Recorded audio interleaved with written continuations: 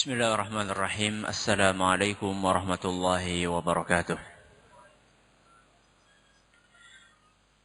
Alhamdulillahi wahdah. Wassalatu wassalamu ala man la nabiyya ba'dah. Amma ba'd. Kita panjatkan puja dan puji syukur kehadirat Allah tabaraka wa ta'ala. Pada kesempatan malam yang cerah ini, kita kembali diberi kekuatan, kesehatan, hidayah serta taufik dari Allah Jalla wa'ala. Sehingga pada malam hari ini kita kembali bisa menghadiri kajian rutin tafsir kita ini di Masjid Agung Purbalingga. Kita berharap semoga Allah Tabaraka wa Ta'ala berkenan untuk melimpahkan kepada kita semuanya ilmu yang bermanfaat, sehingga bisa kita amalkan sebagai bekal untuk menghadap kepada Allah Jalla wa'ala. Amin ya Rabbal Alamin. Salam dan salam semoga senantiasa tercurahkan kepada junjungan kita Rasulullah sallallahu alaihi wasallam, kepada para sahabatnya, keluarganya dan umatnya yang setia mengikuti tuntunannya hingga hari akhir nanti. Kaum muslimin dan kaum muslimat yang kami hormati, sebelum kita memasuki tafsir dari ayat yang kedua dari surat Tabbat, kita akan sedikit mengulang apa yang sudah kita pelajari pada pelajaran yang telah lalu. Saat itu kita membahas ayat yang pertama dari surat Al-Masad yang bunyinya apa? Tabbat yada abi lahabiw wa tabb. Tabbat, banyak makna yang disebutkan oleh para ulama. Sebutkan makna-makna itu. Terus, celaka.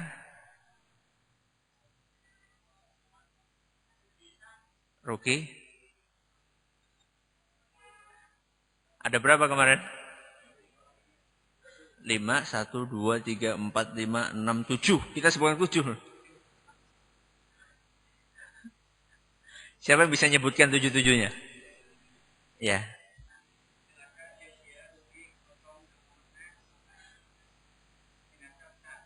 Ya, bagus. Anda belum beruntung. Silakan. Kemudian pertanyaan yang kedua adalah, kemarin kita telah bahas bahwasannya Abu Lahab itu tidak punya anak namanya siapa? Tidak punya anak namanya siapa? Lahab. Kenapa kok dia dijuluki Abu Lahab? Ini pertanyaan yang pertama, belum. Pertanyaan yang kedua, apa pelajaran yang bisa kita petik dari keterangan tersebut? Ada dua pertanyaan. Jadi pertama, kenapa Abu Lahab dijuluki Abu Lahab? Saat itu kita sebutkan dua sebab di antara sebab yang disebutkan oleh para ulama. Kemudian pelajaran apa yang bisa dipetik dari keterangan tersebut?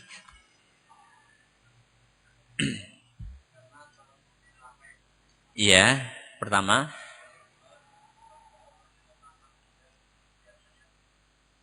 bercahaya, ya. Terus pelajaran yang dapat dipetik?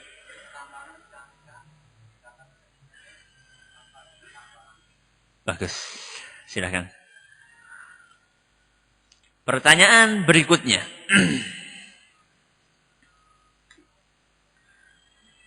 Abu Lahab itu julukan atau nama?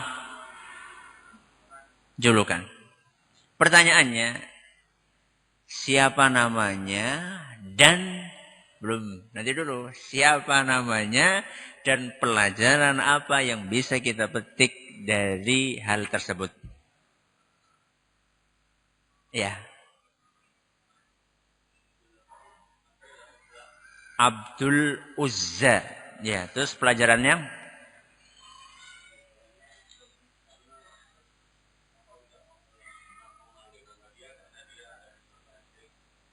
ada penghambaan kepada berhala, yaitu siapa? Uzza. Silakan. Belum beruntung pertama, yang keduanya Masya Allah. Iya. Pertanyaan terakhir. Tabbat yada abi lahabiu wa tab. Kata-kata tabba diulangi 2 kali. Pertama, tabbat yada abi lahabiu wa tabba.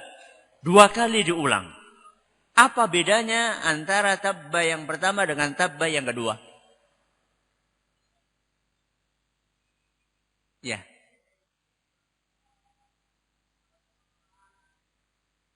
Ya. Bagus, silahkan.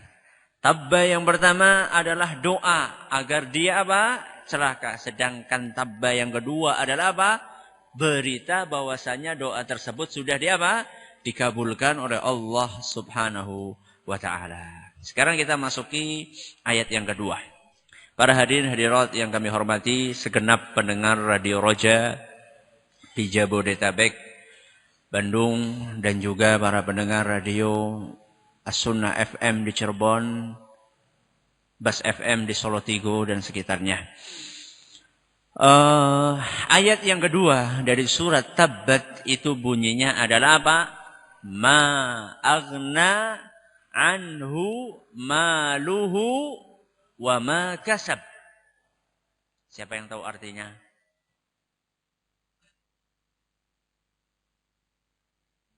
Tidak berguna apanya? Hartanya dan apa yang dia usahakan. Ini terjemahan letterlocknya. Ma'aghna, tidak bermanfaat. Anhu, untuknya. Untuk siapa? Abu Lahab. Maluhu, apanya? Hartanya. Wa ma kasab, dan apa yang dia usahakan. Wa ma kasab, apa yang dia usahakan? Apa yang diusahakan oleh Abu Lahab? Apa usaha atau hasil dari usahanya Abu Lahab? Apa? Hasil usahanya. Hasilnya apa? Hasil usahanya kan harta. Hasil pekerjaan dia kan harta, benar nggak? Kenapa disebutkan lagi di sini? Tadi kan sudah disebutkan ma'aghna anhu maluhu. Hartanya tidak berguna untuk dia. Dan hasil usaha dia. Hasil usahanya kan harta juga. Kenapa disebutkan 2 kali? Mestinya ada makna khusus di sini. Wa ma kasab. Dan apa yang diusahakan oleh dia atau hasil usahanya, yang dimaksud di sini adalah anak keturunannya Abu Lahab. Sebagaimana yang dijelaskan oleh Ibnu Abbas radhiyallahu anhuma dan para ahli tafsir yang lainnya dari kalangan tabi'in seperti Mujahid, Atha, Al-Hasan dan Ibnu Sirin rahimahumullah. Jadi makna ayat ini adalah harta dan anaknya Abu Lahab tidak berguna untuk siapa? Untuk dia. Apa anak itu hasil usahanya orang tua? Ya iyalah. Iya kan?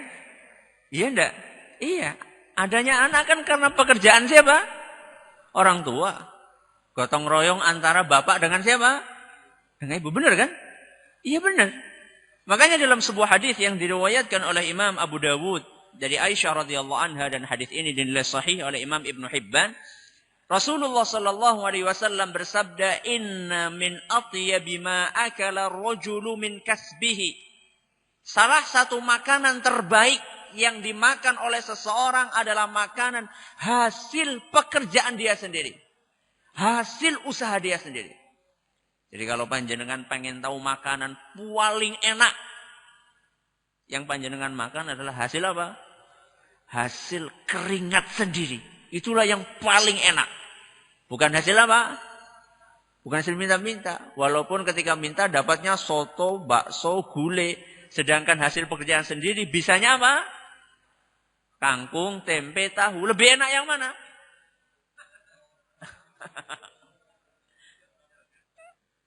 Loh, lebih enak satenya. Ini kata Nabi SAW, inna min atyab. Sesungguhnya salah satu makanan paling enak. Yang paling nikmat. Karena masalah enak itu, ini ya, apa namanya, relatif ya. Tapi kalau nikmat itu beda. Yang paling nikmat, yang paling baik. Yang dimakan oleh seorang adalah hasil pekerjaannya sendiri. Hasil usahanya sendiri. Kemudian kata Nabi SAW, wa waladuhu min kasbihi. Dan anak seseorang itulah hasil usaha dia. Jadi adanya anak itu adalah hasil usahanya siapa? Orang tuanya. Jadi ayat tadi menandaskan bahwa harta yang dimiliki oleh Abu Lahab dan juga anak-anaknya itu tidak bermanfaat untuk Abu Lahab. Dan tidak akan bisa melindungi Abu Lahab dari apa? Dari siksaan Allah subhanahu wa ta'ala. Ceritanya gimana? Disebutkan dalam tafsir Ibnu Katsir. Ketika Rasul SAW mengajak para manusia untuk beriman. Diingatkan seandainya mereka beriman, dia akan mendapatkan surga. Seandainya tidak, maka dia akan dijebloskan ke dalam api neraka yang siksaannya luar biasa. Ketika mendengar ucapannya Nabi SAW, dakwahnya Rasul SAW, Abu Lahab di antara komentar yang dilontarkan oleh dia, kata dia, "Idza kana ma yaqulu ibnu akhi haqqan." Seandainya apa yang disampaikan oleh keponaanku. Siapa keponaannya Abu Lahab? Rasul SAW. Karena Abu Lahab adalah apa? Paman. Kata Abu Lahab, seandainya apa yang disampaikan oleh keponaanku itu benar. Artinya nanti pada hari akhirat memang benar-benar orang yang tidak beriman kepada Rasul SAW itu akan masuk ke neraka. Kalau memang itu benar, fa inni aftadi nafsi yaumal qiyamati minal azab. Maka nanti gampang saja kata Abu Lahab. Kalau apa yang dikatakan oleh ponaanku itu benar, maka nanti pada hari kiamat aku akan menebus diriku dari siksaan Allah. Dengan apa? Bimali wa waladi. Saya akan tebus dengan harta yang saya miliki dan anak-anak yang saya punyai. Itu komentarnya siapa? Abu Lahab. Emang di dunia apa bisa nyogok ya? Di dunia bisa nyogok. Seharusnya divonis berapa tahun? 10 tahun bisa dijadikan vonisnya jadi berapa? 10 bulan. Asal ada apa? Fulus. Kalau ada fulus semuanya jadi apa? Jadi mulus. Ya. Nggak bisa. Itu di dunia. Kalau di akhirat nggak bisa. Nah. Nggak bermanfaat harta dan anak-anaknya. Dia pikir kalau punya anak banyak bisa satu dia apa? Jadikan tumbal. Nah, di hadapan Allah Subhanahu mau disiksa, oh enggak, saya punya anak nih, saya gantikan posisinya nih. Saya ganti posisinya. Enggak bisa. Ya. Jadi ayat ini menandaskan dan menegaskan bahwasanya harta yang dimiliki oleh Abu Lahab, sebesar apapun harta yang dia miliki, termasuk anaknya, sebanyak apapun anak yang dia miliki, tidak bisa melindungi Abu Lahab dari apa? Siksaan Allah subhanahu wa ta'ala. Dan tidak bermanfaat sama sekali untuk dia. Yang jadi pertanyaan, apakah kita bisa menyimpulkan dari ayat ini, yang namanya harta dan anak, itu mutlak tidak bermanfaat buat seseorang di hari akhirat? Apakah kita bisa menyimpulkan dari ayat ini, bahwasanya harta yang kita miliki di dunia, dan anak yang kita punyai di dunia, apakah mutlak tidak bermanfaat buat kita nanti di alam akhirat? Tidak. Loh, terus apa makna ayat ini? Ma'agna anhu maluhu wa ma kasab. Harta dan anaknya tidak bermanfaat untuknya pada hari kiamat. Apa artinya ayat ini?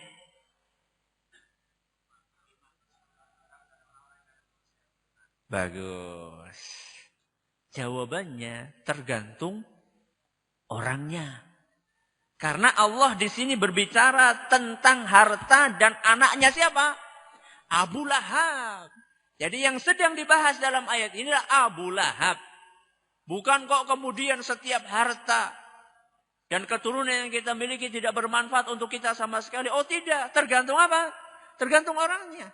Kalau misalnya orangnya beriman, kemudian harta yang dia miliki, dia curahkan di jalan Allah, dia punya anak, anaknya dia didik sampai menjadi anak soleh dan soleha, maka anak dan harta akan apa?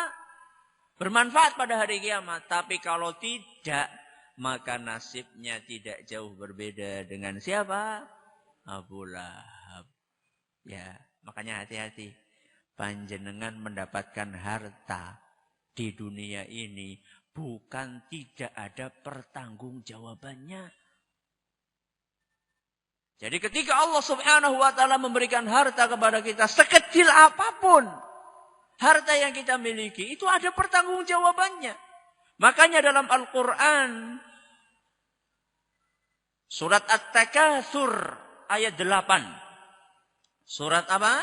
At-Takatsur ayat 8. Allah Subhanahu wa taala mengingatkan summa latus'alunna yauma idzin anin na'im. Kemudian kalian nanti, kapan nanti itu? Hari kiamat akan ditanya tentang kenikmatan yang Allah limpahkan kepada kalian. Bagaimana pertanggungjawabannya? Pertanggungjawabannya disebutkan oleh Nabi sallallahu alaihi wasallam dalam sebuah hadis yang diriwayatkan oleh Imam At-Tirmidzi. Dan hadis ini dinyatakan hasan sahih oleh beliau. Kata Nabi sallallahu alaihi wasallam, la tazulu qadama 'abdin yaumal qiyamah. Kedua kaki seorang hamba itu tidak akan bisa bergeser pada hari kiamat. Jadi nanti pada hari kiamat kita itu tidak bisa berjalan. Menggeserkan kaki kita itu tidak bisa. Kecuali kapan? Hatta yus'al. Sampai dia ditanya. Pertama apa? Hatta yus'ala an umurihi fima afnah. Pertanyaan yang pertama. Umur. Umur yang diberikan oleh Allah kepada kita. Kita manfaatkan untuk apa? Ini pertanyaan pertama. Jadi kaki kita itu tidak akan bisa geser. Kita nggak bisa melangkah sebelum kita menjawab pertanyaan Allah. Kamu diberi umur 20 tahun, nggo ngapa? Kamu diberi umur 17 tahun, untuk apa? Kamu diberi umur 100 tahun, untuk apa? Ini pertanyaan yang pertama.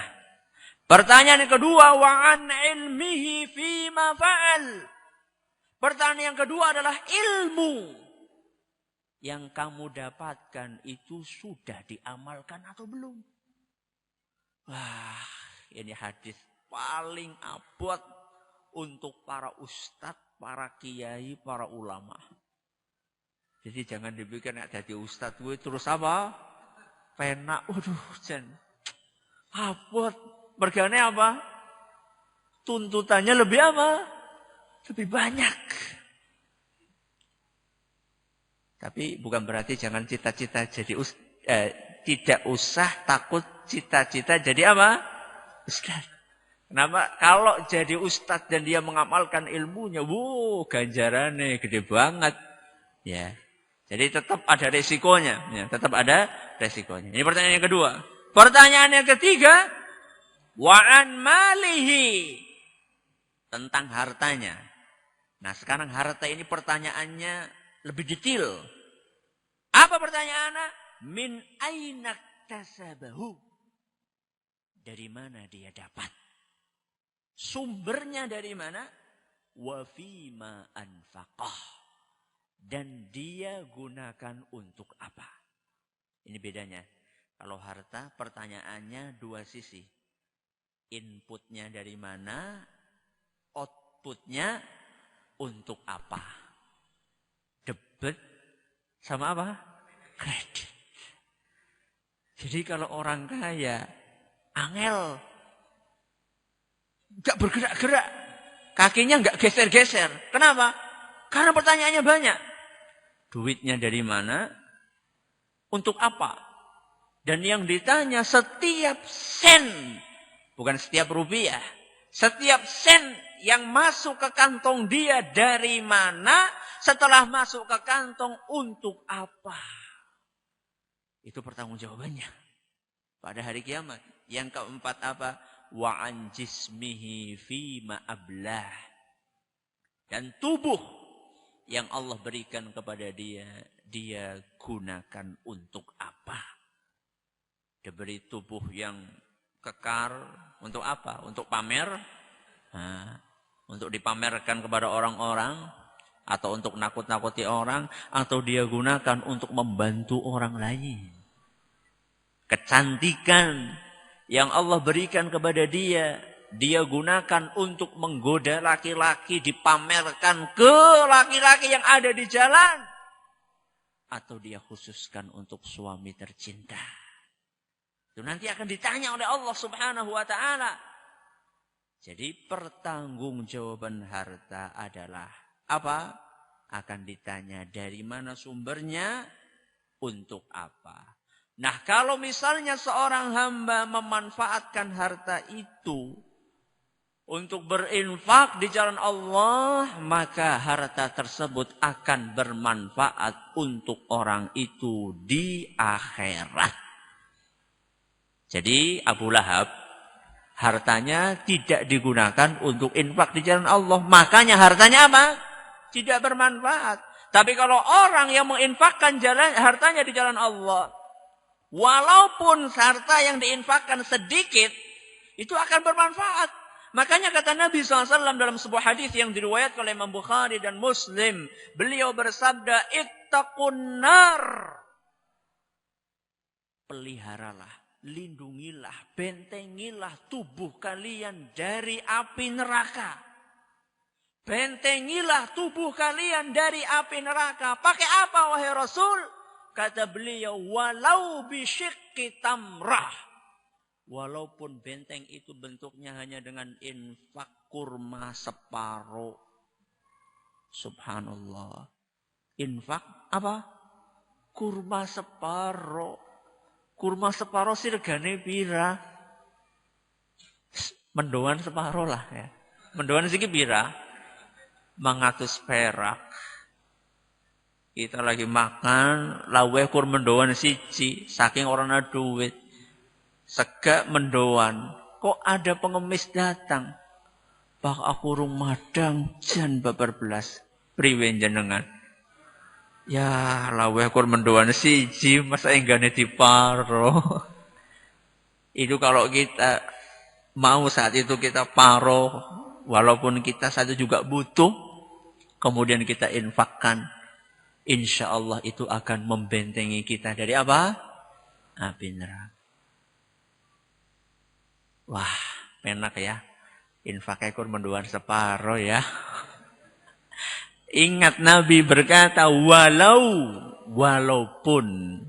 Dengan apa? Separuh kurma. Artinya apa? Artinya lebih banyak. Lebih apa? Lebih baik. Jadi kalau orang bisa infak kambing, kok infaknya mendoan separuh, ya kebangetan. Ya. Ini Nabi sedang berkata orang yang tidak punya apa-apa. Orang punyanya cuma kurma sama sebutir. Dia infakkan separuhnya. Subhanallah. Berarti itu kan dia menginfakkan apa? Setengah hartanya. Karena hartanya cuma apa? Kurma.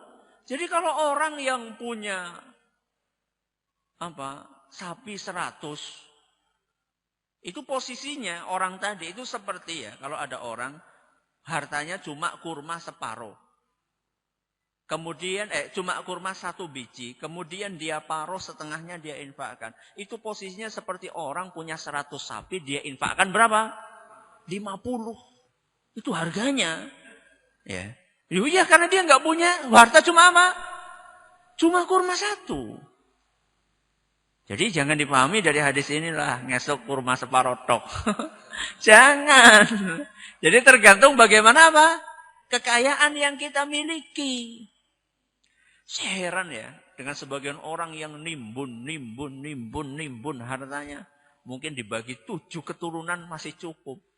Buat apa? Apa yang gak ada umai harap digawa mengkuburan apa? Ya. Orang cukup kuburannya. Ya. Terus mobilnya yang Mercy, yang Hammer, yang apa lagi? Apa ya? Mobil-mobil sing mahal.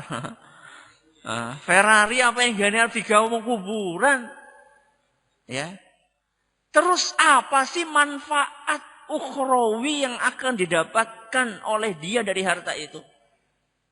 Nabi kita SAW pernah mengajak kita untuk berpikir tentang harta kita yang hakiki itu yang kayak gimana.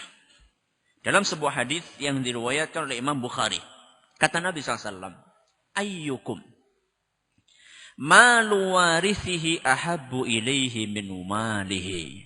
Kata Nabi SAW, wahai para sahabatku, siapa di antara kalian yang lebih menyukai harta ahli warisnya dibandingkan harta dia sendiri? Nabi bertanya kepada para sahabatnya, wahai para sahabatku, siapakah di antara kalian yang lebih menyukai, lebih menyintai harta ahli warisnya dibandingkan kecintaan dia kepada harta dia sendiri? Apa kata para sahabat? Ya Rasulullah, ma minna ahadun illa maluhu ahabbu ilaihi. Wahai Rasul, tidak ada di antara kita melainkan harta dia sendiri lebih dicintai daripada harta siapa? Ahli warisnya. Ya jelas tuh, harta kita sendiri ya jelas lebih kita cintai daripada harta orang lain. Kata Nabi SAW, fa inna malahu ma qaddam wa malu warithihi ma akhar. Wahai para sahabatku, harta kalian yang sejati, harta kalian yang sesungguhnya adalah harta yang telah dia keluarkan semasa dia hidup. Adapun harta yang dia tinggal ketika dia meninggal dunia itu hartanya siapa? Harta orang lain alias harta siapa? Ahli warisnya. Jadi kalau kita ingin tahu mana harta kita yang sebenarnya adalah harta yang sudah kita keluarkan. Keluarkan untuk apa? Untuk amal soleh tok? Ya tidak. Harta yang kita untuk dunia ya untuk makan, untuk minum, untuk beli rumah, untuk beli mobil yang kita pakai. Ya. Kemudian harta yang akan kita manfaatkan di akhirat adalah harta yang kita infakkan di jalan apa? Allah Subhanahu wa ta'ala. Makanya kalau orang punya harta banyak, mungkin sampai miliaran atau triliunan, kok tidak ada sedikit pun yang dia infakkan di jalan Allah, nanti ketika di kuburan dia kur bisa apa? Kur bisa ngaco. Oh, duitnya nyong akeh temen, babar belas siki nyong ora bisa nggunakaken sama sekali. Kenapa? Karena hartanya buat bancaan, buat rebutan siapa? Ahli warisnya. Sedangkan apa dia manfaat yang dia dapatkan? Dia cuma merasakan selama masa hidupnya di dunia 1 tahun padanya. Setelah itu dia sama sekali tidak mengambil manfaat dari hartanya. Makanya kalau kita ingin harta kita bermanfaat, ayo pada banyak apa? Berinfak. Ini harta. Tadi apa yang kedua? Anak. Nah, anak itu juga ada pertanggungjawabannya enggak? Ada enggak? Ada. Ya, jadi orang kok sing penting gawe anak. Ada apa? Pertanggungjawabannya. Bukan berarti saya itu melarang untuk banyak anak ya. Nah, 2 anak cukup. 3 anak baik. 4 anak sangat baik. 5 anak istimewa dan seterusnya. Ya. Jadi sudah enggak zamannya lagi. Ya kita, wah anaknya akeh, engko mangane apa? Oh tidak. Setiap anak ada apanya? Ada jatah rizkinya. Dari siapa? Allah subhanahu wa ta'ala. Jadi anak juga ada pertanggungjawabannya. Dalilnya apa? Hadis yang diriwayatkan oleh Imam Bukhari dan Muslim. Kata Nabi SAW, kullukum ra'in wa kullukum mas'ulun an ra'iyatih. Masing-masing dari kalian adalah pemimpin. Semua kita ini pemimpin. Dan semua kita akan ditanya tentang bawahannya. Yang namanya pemimpin kan punya apa? Bawahan. Cuman kita pemimpinnya beda-beda. Kata Nabi SAW, al-imamu ra'in wa mas'ulun an ra'iyatih. Penguasa, pemerintah, itu pemimpin untuk siapa? Untuk rakyatnya. Dan dia akan ditanya tentang bagaimana rakyatnya. Mulanya angel loh ya.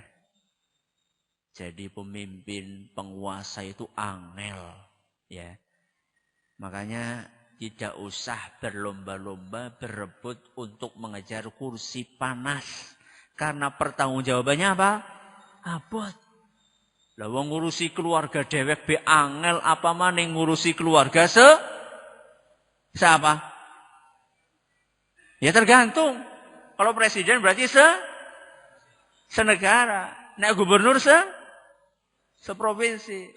Ya, tergantung bagaimana. Jadi abot loh. Kalau ada rakyatnya yang tidak sholat, kita ditanya loh. Ya, ditanya benar. Ya, ada rakyatnya yang tidak sholat, ada rakyatnya yang maksiat. Coba sih sekarang dihitung coba. Berapa yang tidak sholat? Berapa? Hah? Ya banyak sekali, bukan banyak lagi. Wakeh banget. Itu baru yang tidak sholat. Yang masih melakukan kesyirikan.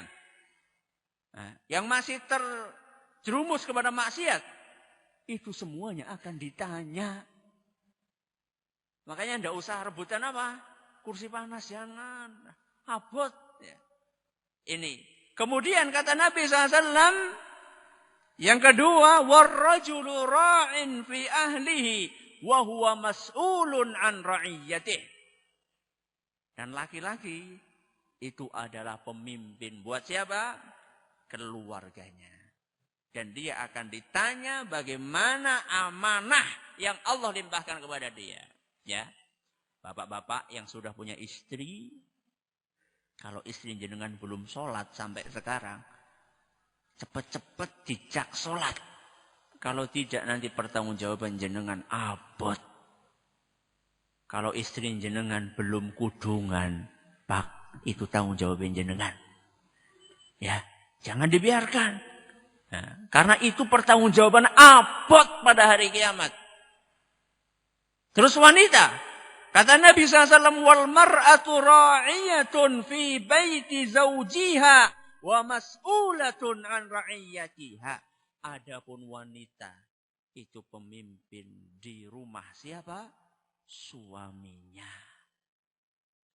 Berarti pemimpin buat siapa? Anak-anaknya. Dan wanita akan ditanya tentang rakyat yang ada di bawah kekuasaannya alias anak-anaknya. Bu, kalau anak jenengan sampai umur 17 tahun urung sholat, abot pertanggungjawaban jenengan di hadapan Allah, Bu. Nah, wong umur 10 tahun saja sudah harus sholat. Apalagi umur 17 tahun. Malah wis anak putu urung apa? Sholat. Itu pertanggungjawabannya berat di hadapan Allah subhanahu wa ta'ala. Jadi kita itu gak cuma bikin anak. Tapi pertanggungjawabannya di sisi Allah bagaimana? Dan kalau kita berhasil mendidik anak kita, Masya Allah.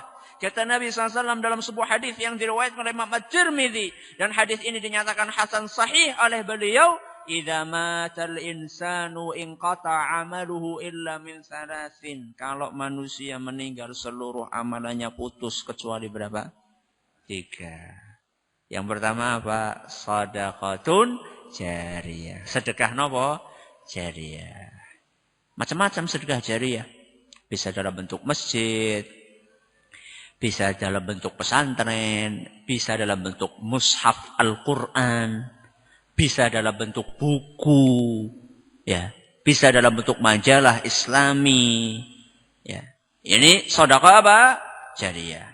Yang kedua, ilmu yuntafa'u bihi, ilmu yang apa? Ilmu manfaat. Yang ketiga, nah ini waladun salihun yad'u lahu. Anak soleh yang apa? Mendoakan. Nah, enak ketika kita sudah meninggal, nang kuburan, petang-petang, anak kiriman. Kiriman apa? Berkat. Nah, kiriman doa. Anak kita Masya Allah. Rabbana atina fid dunya hasanah. Fil akhirati hasanah wa qina adzabannar. Allahumma ighfirli wa liwalidayya warhamhuma kama rabbayani shaghir. Allahumma ighfir lahum warhamhum wa'afihim wa'fu anhum. Anake ora tau kelalen ndongaken wong tuane. Tapi membuat anak seperti itu angel apa gampang? Dengan kondisi saat ini tambah angel. Karena godaan di luar banyak. Tidak sedikit anak-anak yang orang tuanya meninggal boro-boro ndongakaken, malah apa? Malah nyupatani wong tuane. Wonten apa mboten? Ana. Contohnya apa?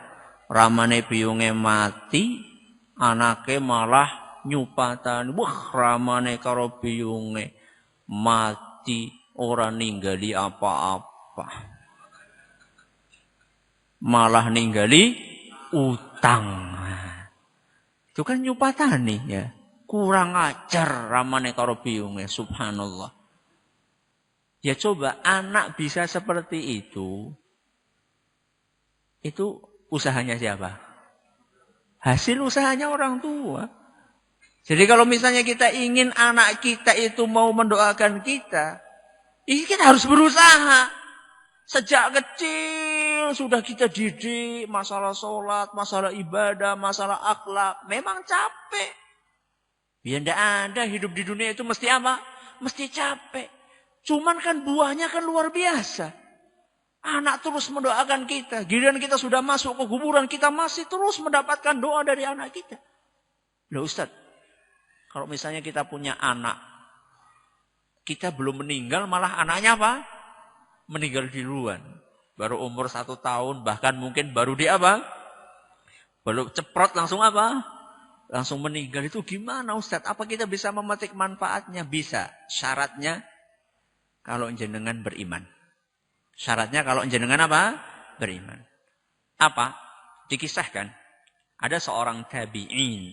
Tabi'in itu berarti muridnya siapa? Para sahabat.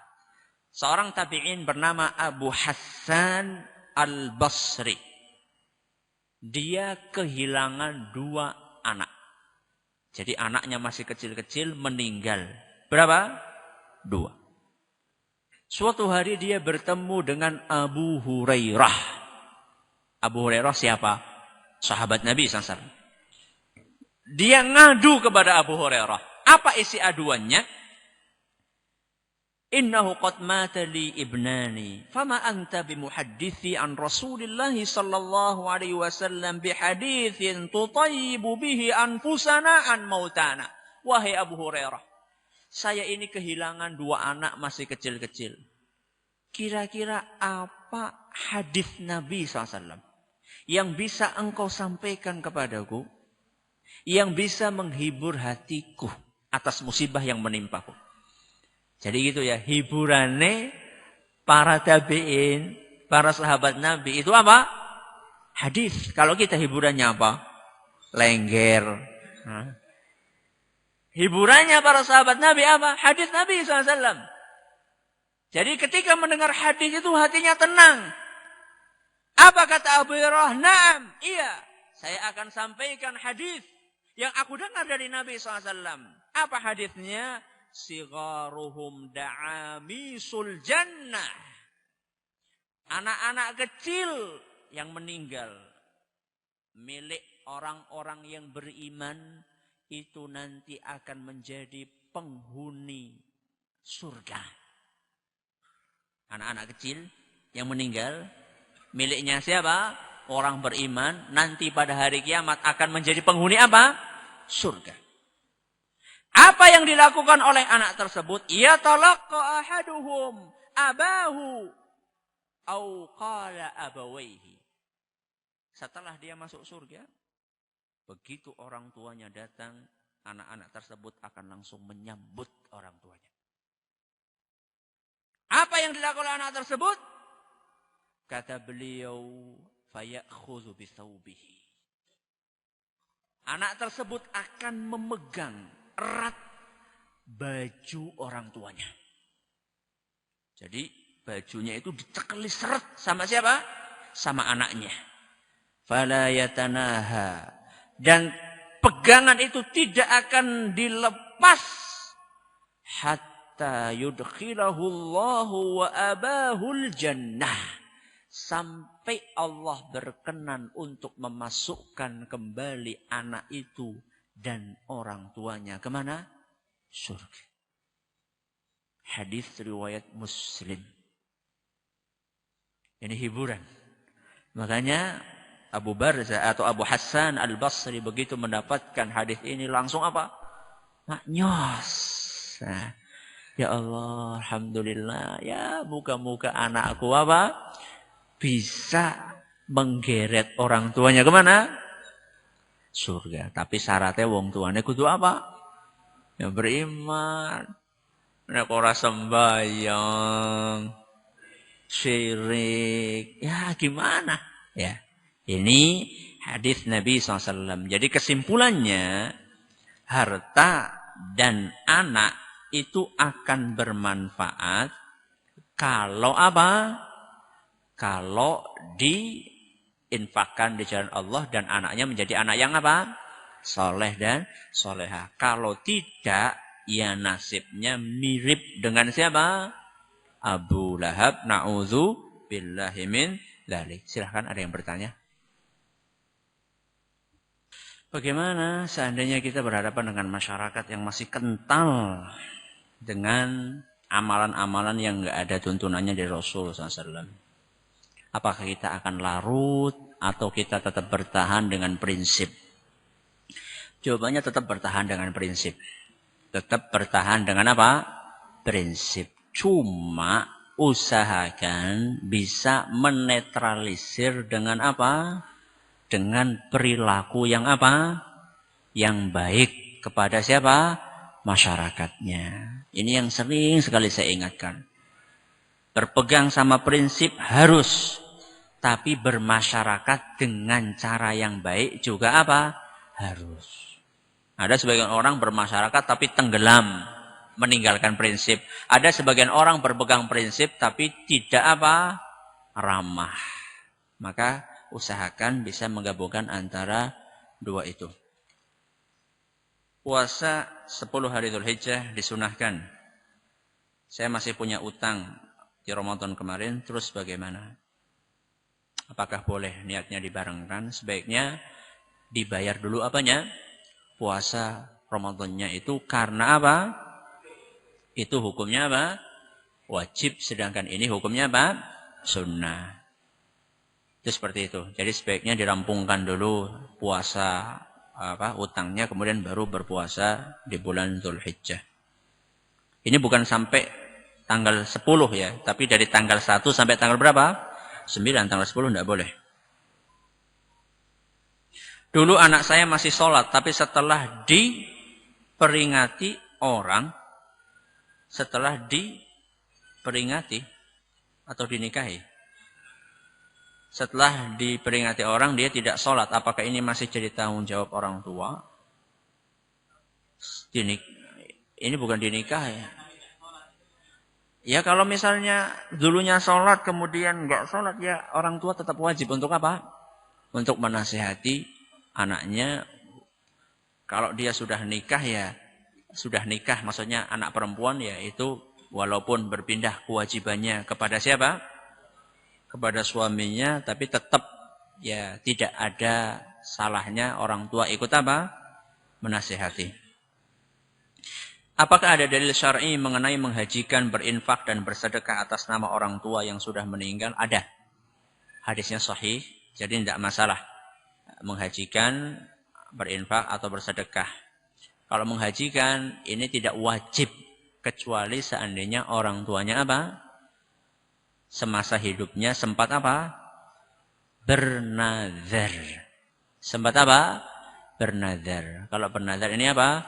Wajib. Kalau tidak ya tidak wajib. Cuman itu termasuk birrul walidain. Apa yang dimaksud dengan hadis tentang orang-orang fakir akan masuk surga terlebih dahulu sebelum orang-orang kaya dengan jarak 500 tahun? Hadisnya sahih, maksudnya adalah orang fakir itu kan tidak banyak pertanggungjawabannya. Tidak banyak hitungan-hitungannya. Makanya dia cepat masuk apa? Surga. Adapun orang kaya seperti yang saya gambarkan tadi, ya, hitungannya terlalu banyak. Masuknya dicek, keluarnya juga dicek. Kalau orang miskin kan apa yang masuk, apa yang keluar. Tidak ada yang masuk, ya tidak ada yang apa? Keluar. Ini kalau orang miskin ahli ibadah ya.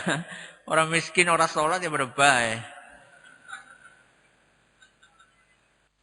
Saya kira cukup sampai di sini. Wallahu ta'ala a'la wa a'lam. Subhanakallahumma bihamdik. Asyhadu an la ilaha illa anta astaghfiruka wa atubu ilaik. Atas segala perhatiannya kami ucapkan terima kasih. Atas segala kekurangan kami mohon maaf yang sebesar-besarnya. Wassalamualaikum warahmatullahi wabarakatuh.